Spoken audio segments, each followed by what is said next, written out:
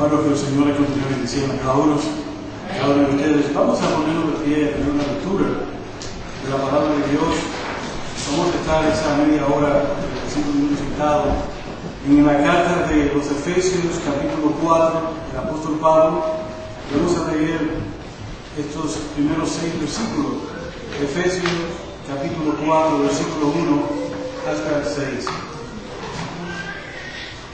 El apóstol Pablo escribió lo siguiente: yo pues, preso en el Señor, os ruego que andéis como es digno de la vocación con que fuisteis llamados, con toda humildad y mansedumbre, soportándoos con paciencia los unos a los otros en amor, solícito en guardar la unidad del Espíritu en el vínculo de la paz, un cuerpo y un espíritu, como fuisteis también llamados en una misma esperanza de vuestra vocación. Un Señor, una fe, un bautismo, un Dios y Padre de todos, el cual es sobre todo y por todo y en todo. Dios bendiga su palabra. Oremos. Padre, en esta tarde venimos delante de tu presencia, considerando, Señor, nuestra condición. Tal vez, Señor, no la mejor, no tal vez el instrumento por excelencia, porque dependemos ciertamente de ti, oh Dios, para hablar tu palabra.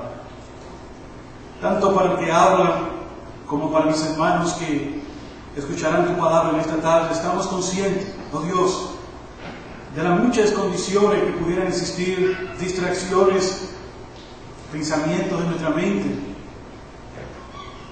donde tu palabra vendrá sobre nosotros y existirá también la posibilidad, podría existir la posibilidad de que sea robada de nuestros corazones. Oh Padre, queremos someter todas estas cosas delante de ti, pedir que tu Santo Espíritu sea quien hable a través de mí, que nuestros hermanos aquí reunidos, todos imitando tu palabra. Oh Padre, que cuando tú traigas ciertas cosas a nuestra mente, como lo vas a traer en esta tarde, nosotros con un deseo ardiente apliquemos tu palabra en nuestras vidas. Gracias te damos en Cristo Jesús, Señor nuestro. Amén. Hermanos, damos las gracias al Señor por esta oportunidad que nos permite de poder hablar de su palabra. En esta tarde nosotros vamos a tratar un tema y es algo que siempre ha estado en mi corazón desde que me convertí al Señor. El Señor me ha permitido ver muchas cosas dentro de su obra a través de los años, y a veces uno piensa que ciertas experiencias que uno podría tener son malas y que no van a servir. La verdad es que al creyente, cuando le suceden cosas y ve cosas, Dios siempre se glorifica en todas ellas. No sabemos cómo Dios va a obrar con ciertas circunstancias que nosotros podríamos presenciar. He habido en mi corazón siempre este deseo de pensar en este tema, abundar en él. Algunos de ustedes me han escuchado en otra ocasión hacer algún énfasis en el tema que vamos a hablar en esta tarde. Y yo creo que siempre hablaré de esto desde diferentes posiciones que el Señor me ponga en el corazón, porque es algo como tan vital para la iglesia, sobre todo más en el día de hoy por las cosas que están sucediendo. En esta tarde nosotros vamos a tener 4 consideraciones acerca de la unidad de la iglesia. Pero más que nada yo quisiera decir desde el comienzo que si fuera a asignar un título a este mensaje, tendría que ponerlo de esta manera: la unidad, una responsabilidad de todos. La unidad, una responsabilidad de todos. Todos nosotros estamos fielmente, estamos encomendados, estamos llamados a preservar la unidad y a mantenerla. Cuando el apóstol Pablo escribe esta carta, Pablo la escribe desde la cautividad. Estaba preso en Roma, así como escribió otras cartas. Y Pablo había visto y había saboreado en su vida y había presenciado tal vez ciertas circunstancias, ciertas escenas Y eso estaba en el corazón del apóstol Pablo, de promover y ser un promotor de la unidad y hablar de cuáles cosas son necesarias para que esta unidad se lleve a cabo dentro del cuerpo de Cristo. Ahora nosotros que estamos aquí, sabemos que tenemos una nueva vida en Cristo. ¿Cuántos de ustedes dicen amén a esta cosa? Aquí no hay nada, aquí no hay nadie. Y habrán algunos que todavía no tienen una vida nueva en Cristo, pero en la mayor parte, la mayoría de ustedes sabemos que ha habido un nuevo nacimiento que ha ocurrido en su corazón. De manera que, como resultado de esta nueva vida en Cristo, es que el apóstol Pablo nos habla a nosotros en este pasaje, y Pablo nos habla de este llamado, de esta vocación, como dice él en el versículo 1. Os ruego que andéis como es digno de la vocación con que fuisteis llamados. Por esa nueva vida en Cristo que tenemos, por ese llamado. El resultado de todo esto es entender estas cosas que el apóstol Pablo nos va a decir en esta tarde. Y nosotros, porque tenemos esta nueva vida en Cristo, es que podemos mostrar en nosotros todas estas cosas. Y en estas consideraciones que nosotros vamos a ver, sobre todo, la primera de ellas, nos vamos a acordar de aquel que oró por esta unidad céntrica dentro de la iglesia, dentro de los suyos, el Señor Jesucristo. Esa es la primera consideración que vamos a hacer. La segunda consideración que vamos a hacer es cómo la oración del Señor fue contestada, y la podemos ver plasmada en los primeros creyentes. El libro de los Hechos nos habla acerca de esto, de cómo esa oración fue contestada en los creyentes del primer siglo. Y la tercera consideración que vamos a hacer es ver en estos versículos lo que yo podría decir, usted puede llamarle como usted quiera, aquellos ingredientes o elementos, que si nosotros queremos verdaderamente la unidad y queremos ser promotores de la unidad dentro del cuerpo de Cristo, debemos de tomar estos elementos en cuenta y llevarlos a la práctica. Y la cuarta consideración que nosotros vamos a hacer en esta tarde es, vamos a ver sobre qué base se apoya ciertamente o debe apoyarse nuestra unidad. No sobre una base cualquiera, no sobre una arena movediza, sino sobre una base firme, tal y como el apóstol Pablo nos habla a nosotros en este pasaje. Ahora, antes de llegar ahí, brevemente quiero decir, hermano, que cada uno de nosotros tenemos la responsabilidad y estamos comprometidos a mantener la unidad dentro del cuerpo de Cristo. ¿Y sabe lo que esto significa, este concepto, mi hermano? Que nosotros deberíamos estar dispuestos a hacer todo aquello que esté a nuestro alcance, y aún hasta ir más lejos, si fuera posible, si fuera necesario, doblegando así mi orgullo, doblegando así mis intereses personales, la arrogancia que pueda haber en mí. Debo de tomar todo esto en cuenta y en una manera diligente, doblegando todo esto con el poder de Dios, y decir: yo voy a ser un promotor de la unidad dentro del cuerpo de Cristo. Cada uno de ustedes aquí sentados podría ser una bomba de tiempo que podría detonar en cualquier momento y podría atentar contra la unidad dentro del cuerpo de Cristo. Empezando con esto. Debajo de este saco usted tiene una bomba que puede explotar. Y aunque yo sea en mi personalidad alguien callado, esa bomba hay que tener más miedo. Porque la bomba callada, cuando explota, nadie supo que estuvo ahí, pero usted ve el gran volcán. Ahora, yo sé que algunos de ustedes van a decir amén, pero yo de aquí voy a decir amén por usted también.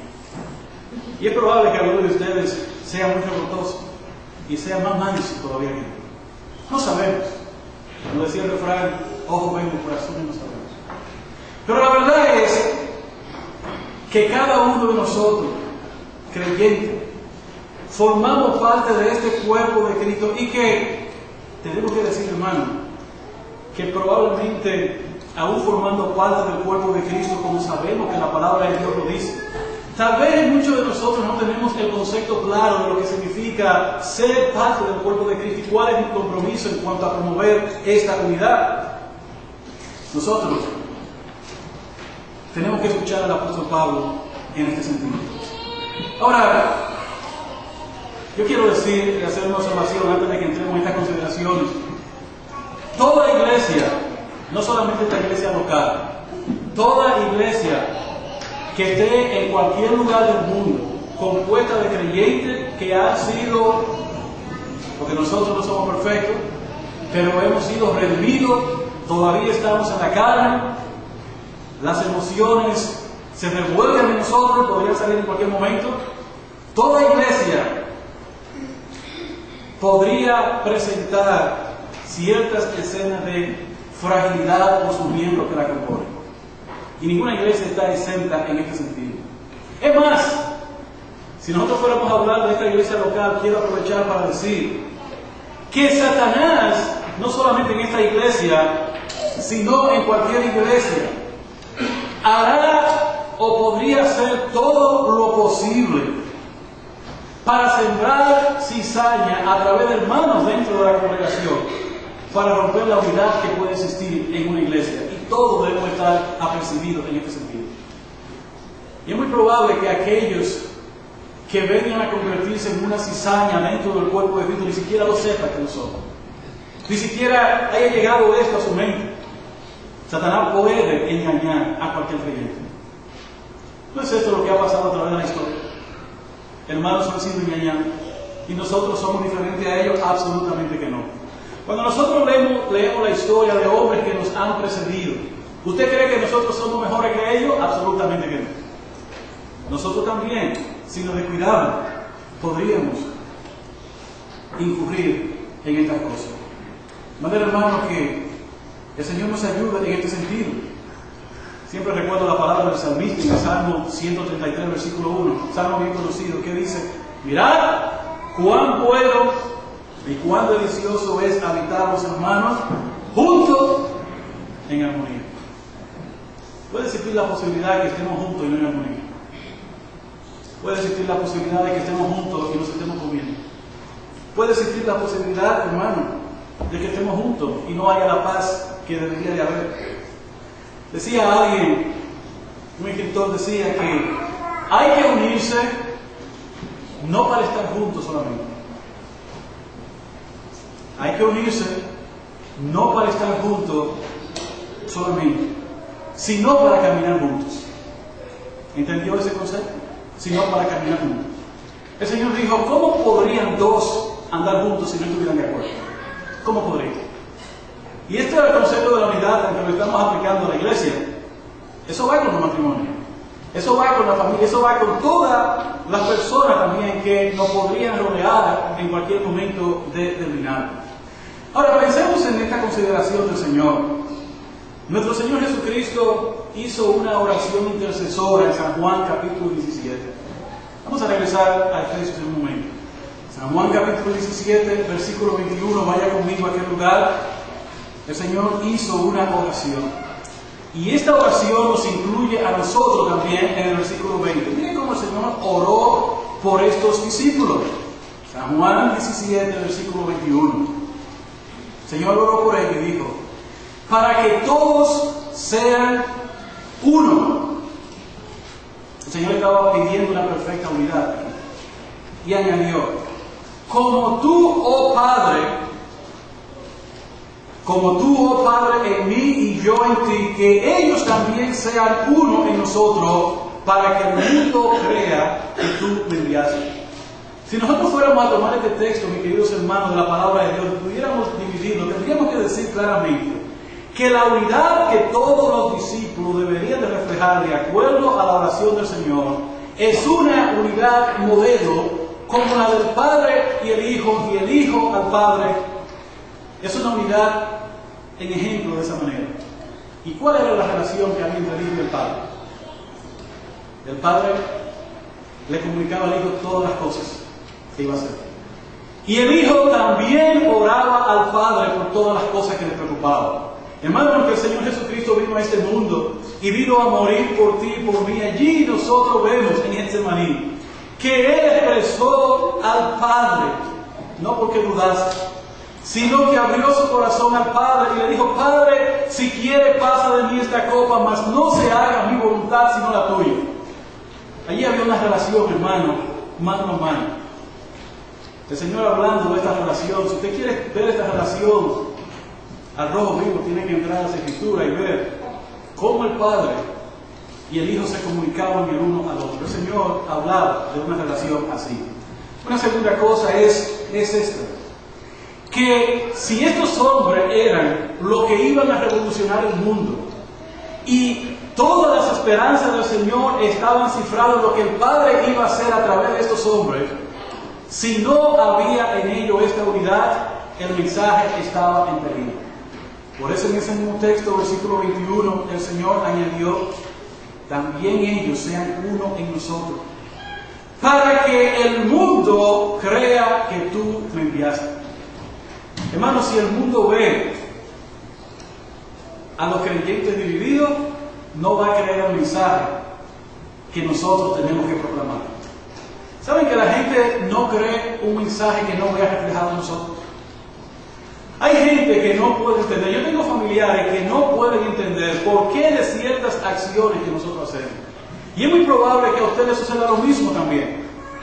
Es más, alguna vez tal vez usted ha sido criticado que si una persona es creyente, usted tiene un corazón de más favoritismo hacia él que hacia su propia familia.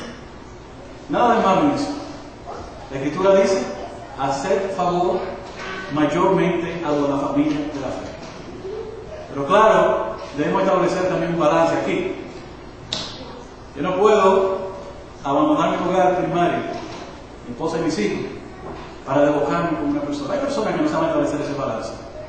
Todo esto lo de allá afuera, pero adentro nada. Eso no es lo que el Señor quiere. Hay un orden que tenemos que hacer en las cosas. Ahora, el Señor habló por ello, y en el versículo 20 anterior el Señor dice: mas no ruego solamente por esto, sino también por lo que han de creer en mí por la palabra de ellos. He aquí el Señor oró por ti y por mí, para que nosotros también seamos uno. ¿Qué oración más preciosa del Señor? ¿Qué oración más poderosa? El Padre escuchó al Hijo. Ahora, esa es la consideración en cuanto a esta oración. Ahora vamos a considerar cómo esta oración fue contestada en la vida de los primeros creyentes. Un pasaje bien conocido. Vamos a leer los Hechos rápidamente. Hechos capítulo 4, versículo 32 al 35, para que nosotros entonces tengamos una idea de lo que sucedió con aquellos creyentes del primer siglo. Hechos capítulo 4, versículo 32 al 35. Dice la palabra de Dios: y la multitud de los que habían creído eran de un corazón y un alma, y ninguno decía ser suyo propio nada de lo que poseía, sino que tenían todas las cosas en común, y con gran poder los apóstoles daban testimonio de la resurrección del Señor Jesús, y abundante gracia era sobre todos ellos. Así que no había entre ellos ningún necesitado, porque todos los que poseían heredades o casas las vendían y traían el precio de lo vendido y lo ponían a los pies de los apóstoles, y se repartía cada uno según su necesidad. Dios bendiga su palabra. Bueno, hermanos, he aquí nosotros vamos a hacer énfasis claramente en este versículo, sobre todo el versículo 32. Pueden fijar su atención a ese versículo. Mire cómo dice el escritor. Lucas nos dice esto: y la multitud de los que habían creído era de un corazón y un alma. Allí nosotros encontramos algo muy importante. Hermanos, sabemos que si no hubiese sido por el impacto directo del Espíritu Santo habitando en la vida de los creyentes, no hubiera sido escrito posible. Hermano, yo quiero que tú mires claramente lo que es la iglesia de Cristo. Aquellos hermanos estaban compuestos de judíos y griegos, y nosotros vemos en la historia de la iglesia cómo habían otros hermanos de otro lugar. El asunto de la raza no fue un problema. Sabemos lo que pasaba entre los judíos, samaritanos, entre otros grupos. Pero el Espíritu Santo quitó todas esas barreras. ¿Qué era lo que había allí? Particularmente, dice que lo que habían creído era de un corazón y un alma. La pregunta es, hermano, ¿cómo es posible mantener la unidad en medio de la multitud como esta, de una multitud como esta? Cuando a veces en una iglesia pequeña los hermanos no se pueden llevar los unos con los otros. Eso solamente lo hace el Espíritu Santo de Dios. Eso solamente lo hace el Espíritu Santo de Dios. El Espíritu Santo de Dios había unido a aquellos hermanos en un solo corazón y en una sola alma, a pesar de que habían allí hermanos de otra nacionalidad. ¿Saben qué? Esos hermanos no son diferentes a nosotros que estamos aquí sentados. Había orgullo en ellos, sí. Había arrogancia en ellos, sí. Habían deseo de sobresalir más que los demás, sí. Habían deseo de ser los primeros, sí. Pero sujetos al Espíritu Santo de Dios, todas esas cosas quedaron derribadas. Eso es lo que la iglesia necesita en el día de hoy. ¿Queremos unidad? Entonces que el Espíritu Santo de Dios es el que tome más control de nosotros.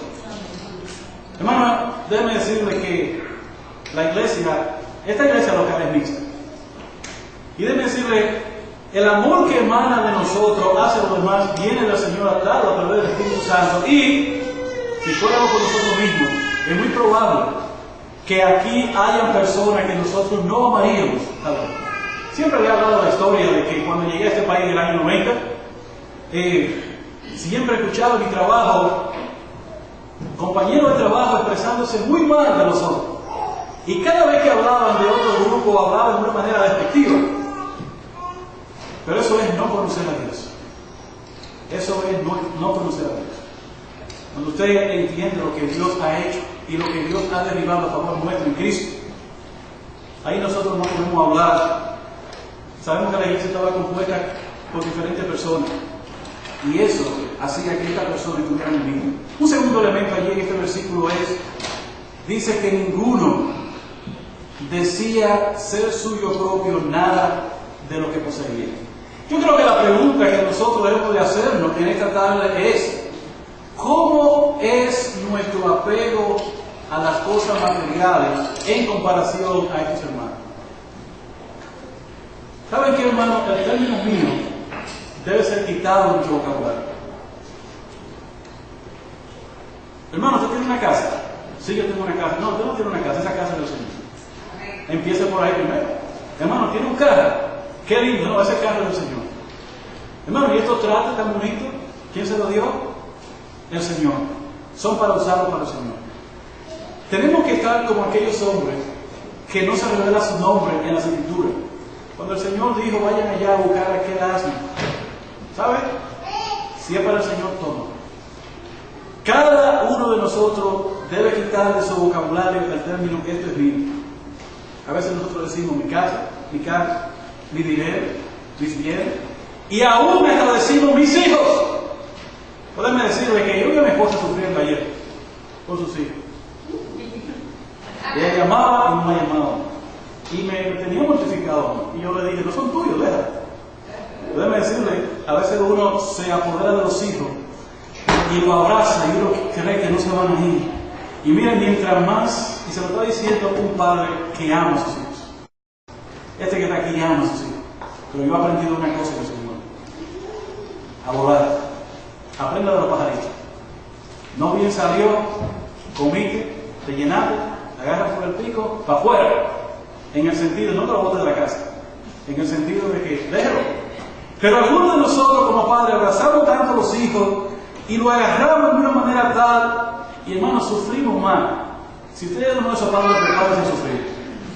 Los hijos se van, la casa se va, el dinero se termina, todo se acaba, y al final tenemos que volver a nuestro Señor en tal sentido.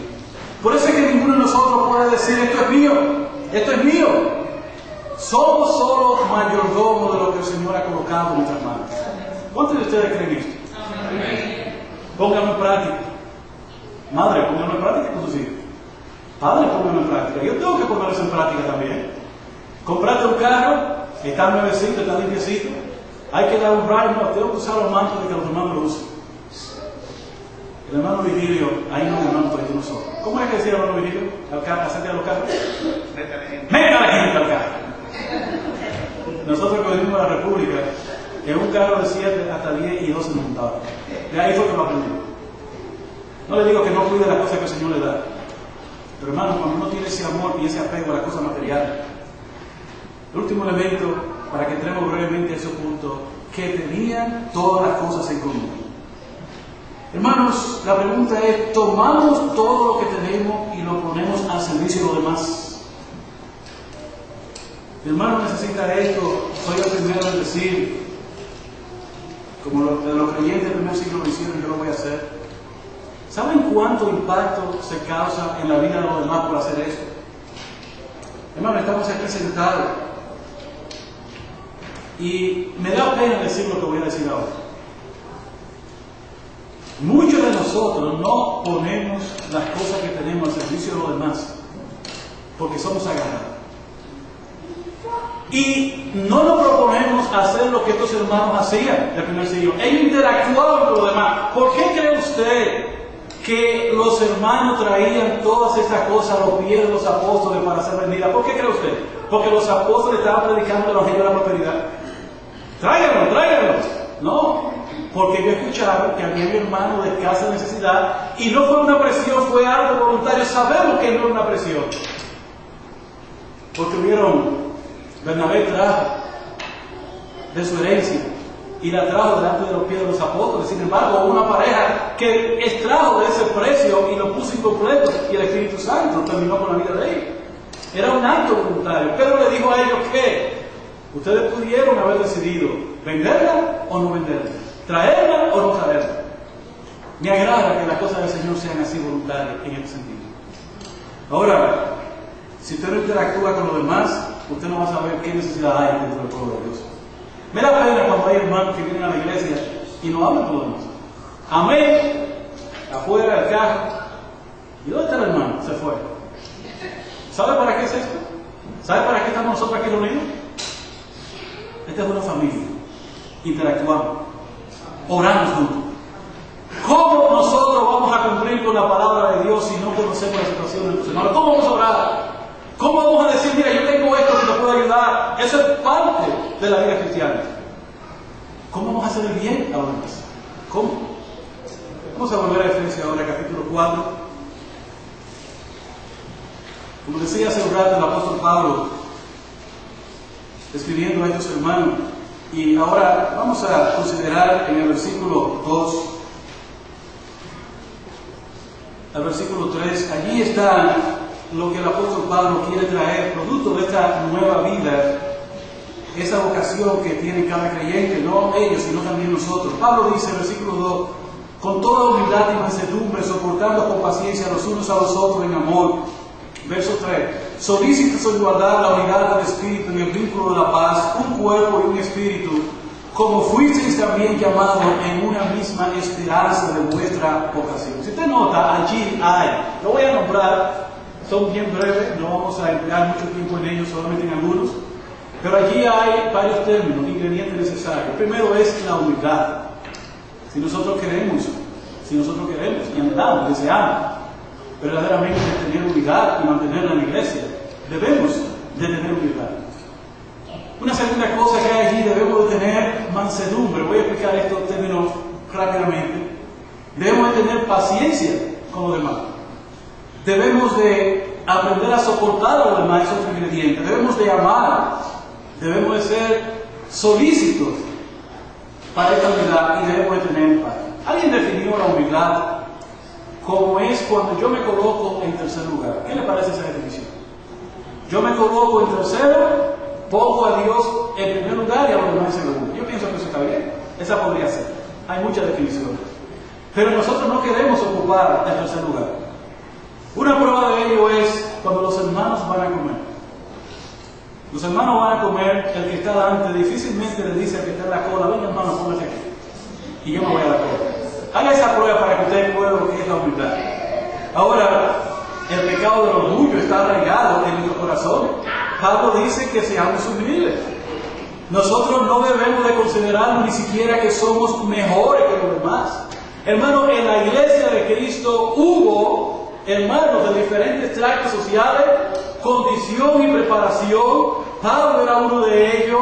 Pablo era lo que nosotros podríamos imaginarnos, lo más alto en cuanto a celebridad, en cuanto a conocimiento. Y Pablo dijo claramente que todo eso, en Filipenses 3:8, lo tengo por basura. Oh hermanos, cuando en el pueblo de Dios nosotros escuchamos hermanos hablando de su preparación académica, yo siempre me retiro de esas conversaciones. Hay hermanos que hablan solamente de ellos. ¿Y saben qué? Nosotros debemos de pensar en esto, porque la humildad es algo que debería de estar en nosotros, pero no es fácil ser humilde. No es fácil ser humilde. Cuando el fariseo fue allí al templo a orar, y recordamos esto, y estaba allí el publicano, él dio gracias por no ser igual que él. En algunas ocasiones tenemos que decir que nosotros como creyentes dentro del pueblo de Dios, es muy probable que pensamos en esto, no lo decimos con la boca, pero con nuestras actuaciones nos conducimos como si fuéramos mejor que los demás. A veces nosotros tenemos un concepto más alto de nosotros que el que deberíamos tener. Oh hermanos, delante del Señor, ¿sabe cómo un escritor lo vio de esta manera? Piensen en esto que voy a decir. Él decía que delante de la cruz de Cristo el terreno era plano. Plano. ¿Sabe lo que quiere decir? Una planicie. Todos hemos venido a los pies de Cristo y es plano. Estamos todos a la misma altura. Ni uno más alto, ni uno más pequeño. Y si alguna vez usted mira al hermano a la izquierda y usted dice, yo soy más alto que este, porque es de menor estatura que yo, cuidado, porque delante de Cristo Él lo ve como un gigante. Todos hemos venido a los pies de Cristo. No somos, y no debería haber nosotros, el espíritu tal vez de Natanael, pensando en la humildad. Cuando Natanael, él se consideró a sí mismo, cuando Felipe le dijo, ven, hemos hallado al Mesías. ¿Sabe cuál fue la palabra de este hombre? Y de Nazaret podrá salir algo bueno. Cuidado con los hermanos que están aquí de decir, ay, estos hermanos no les soporto el arroz con la habichuela y las tortillas, no se cansan de comer tortillas. Cuidado con hacer diferencia entre lo que uno come y otro no come.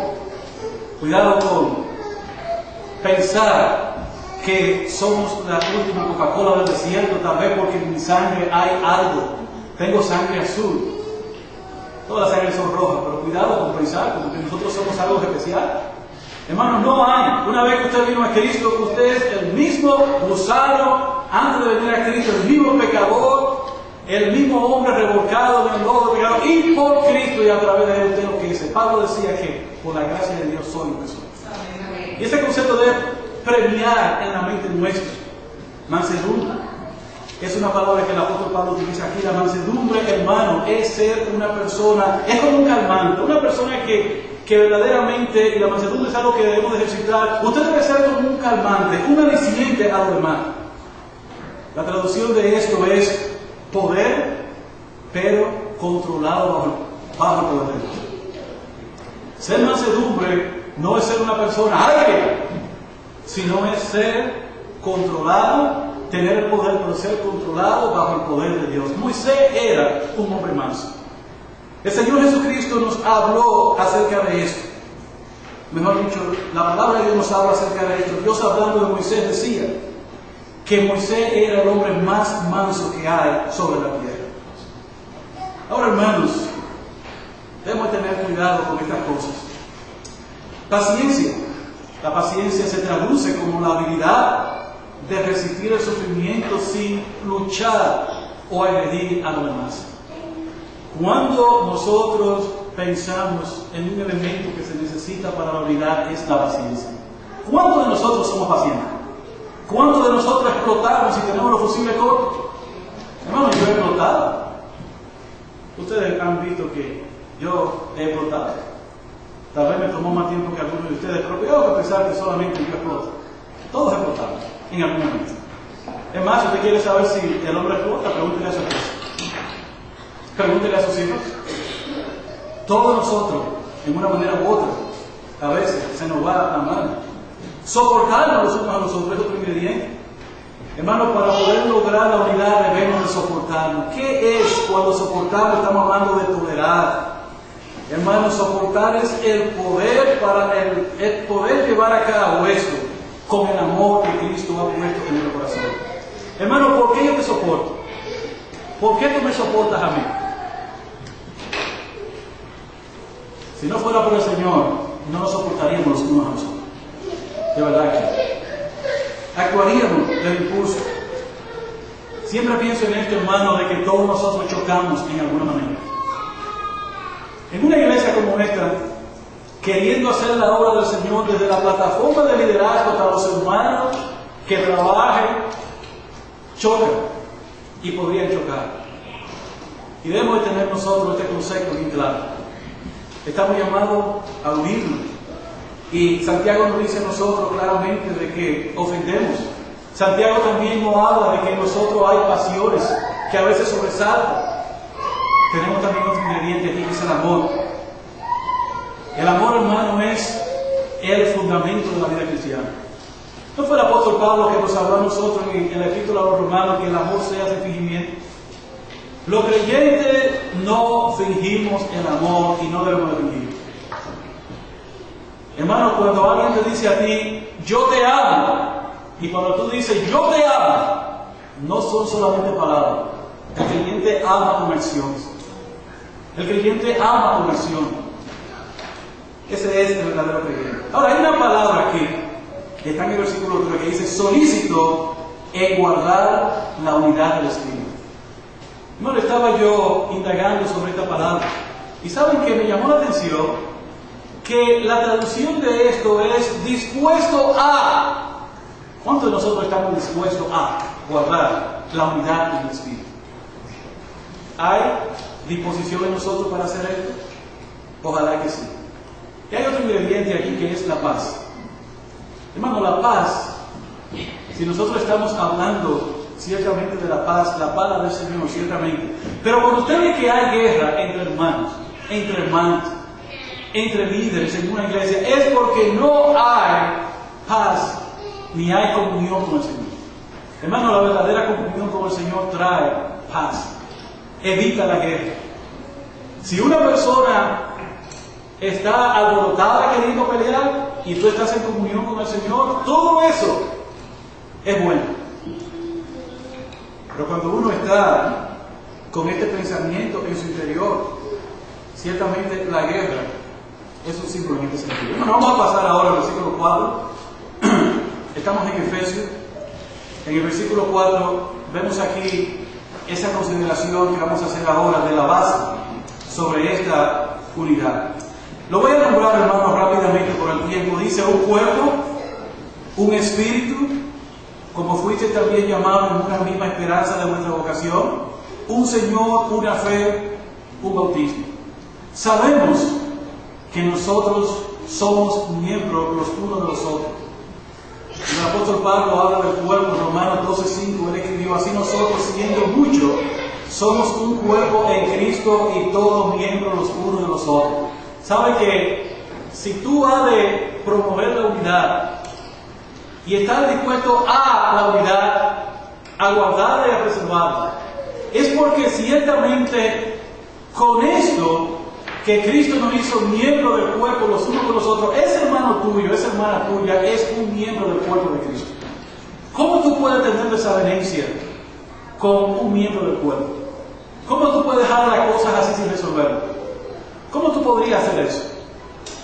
Hermano, si el pie dice no voy a caminar, ¿qué le pasa al resto del cuerpo? A lo mejor hay hermanos que son pies.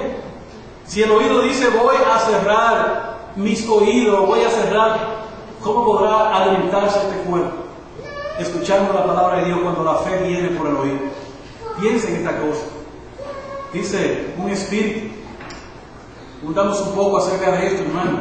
Esta base del Espíritu, el Espíritu Santo es quien nos guía a nosotros, hermano. Y Él promueve esta unidad dentro del cuerpo de Cristo. Esa es una base para esta unidad. Una esperanza. ¿Tenemos nosotros todos una misma esperanza? ¿Cuál es la esperanza? La esperanza gloriosa en Cristo Jesús. Oh hermano, nosotros esperamos juntos. Hermano, juntos aquí y juntos allá. Nadie puede decir, allá en el cielo, pero sin ese hermano. Oh hermano, resuelve el asunto. Ahora, un Señor que murió por todo y quien espera que andemos juntos tomados de la mano. Y la última base en ese versículo dice, o la penúltima, una fe.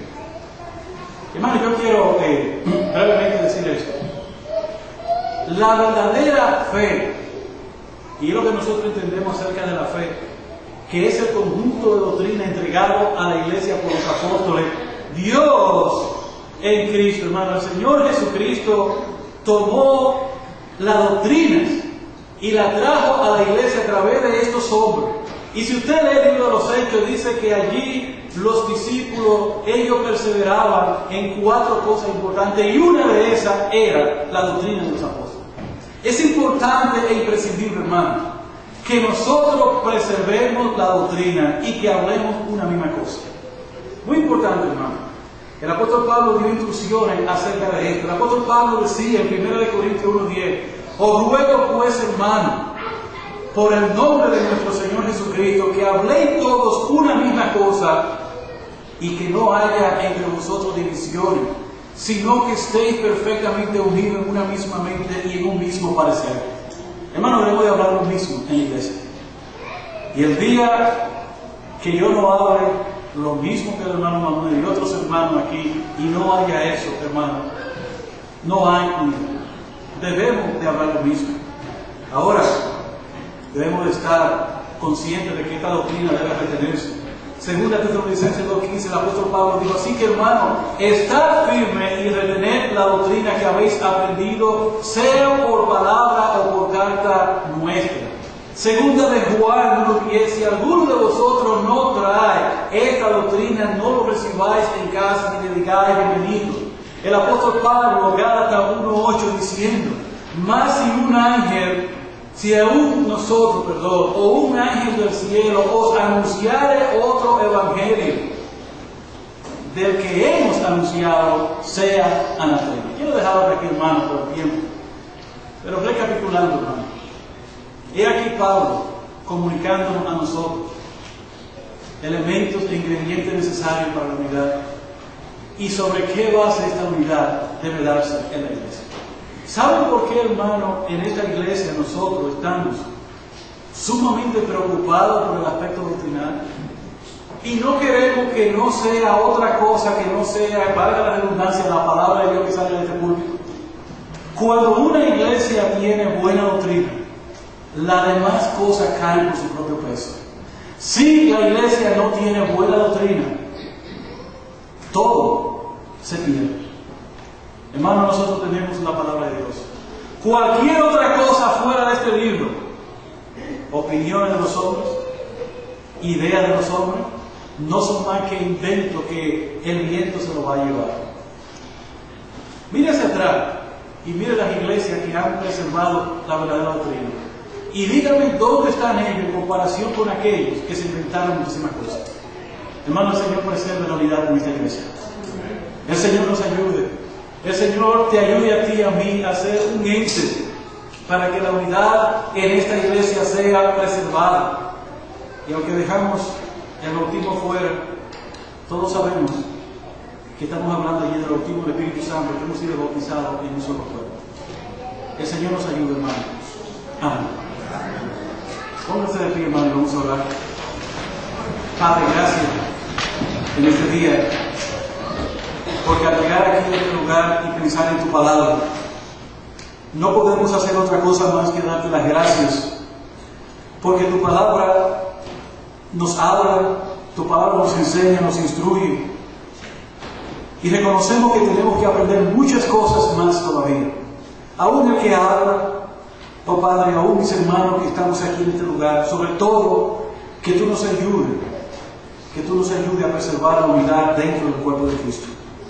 Padre, que todos hablemos una misma cosa, que podamos olfatear, que podamos discernir cuando algo puede entrar en esta iglesia que no es conforme a tu palabra. Gracias te damos en Cristo Jesús, Señor nuestro. Amén.